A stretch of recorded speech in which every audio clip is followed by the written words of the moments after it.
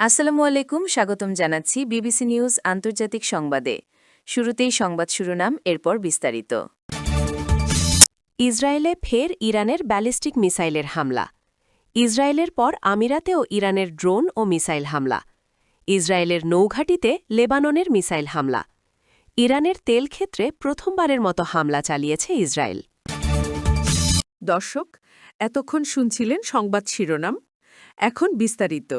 আপনি যদি ইসরায়েলের ধ্বংস চান এবং মুসলিমদের পাশে থাকেন, তাহলে ভিডিওতে লাইক করে চ্যানেলটি অবশ্যই সাবস্ক্রাইব করে দিবেন এবং আপনার মূল্যবান মতামত অবশ্যই কমেন্টে লিখে জানিয়ে দিবেন। এখন বিস্তারিত। ইসরায়েলে ফের ইরানের ব্যালিস্টিক মিসাইলের হামলা।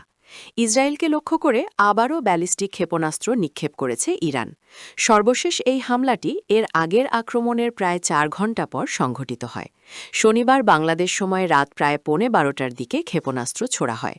সংবাদমাধ্যম টাইমস অফ ইসরায়েল জানিয়েছে, হামলার কারণে ইসরায়েলের উত্তরাঞ্চলে সতর্কতামূলক সাইরেন বেজে ওঠে।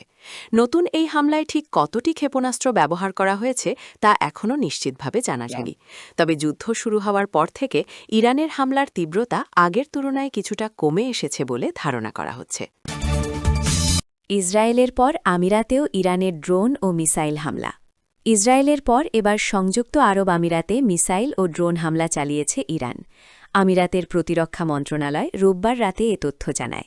তারা জানায়, রাত প্রায় 12টায় তাদের আকাশ প্রতিরক্ষা ব্যবস্থা ইরান থেকে আসা মিসাইল ও ড্রোনগুলো প্রতিহত করার চেষ্টা করেছে। মিসাইল ভূপাতিতের কারণে বিস্ফোরণের শব্দ শোনা যেতে পারে বলেও সতর্ক করেছে কর্তৃপক্ষ। তবে এ হামলায় হতাহতের সংখ্যা বাবারকতা এখনও জজানো হয়নি। ইসরায়েলের নৌঘাঁটিতে লেবাননের মিসাইল হামলা।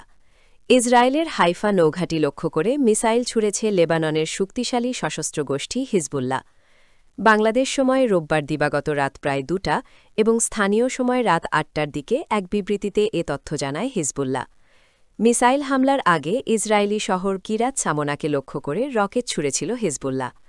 তাদের এই হামলার প্রায় একই সময়ে ইরান থেকেও কয়েক ধাপে ব্যালিস্টিক মিসাইল ছোড়া হয়েছে।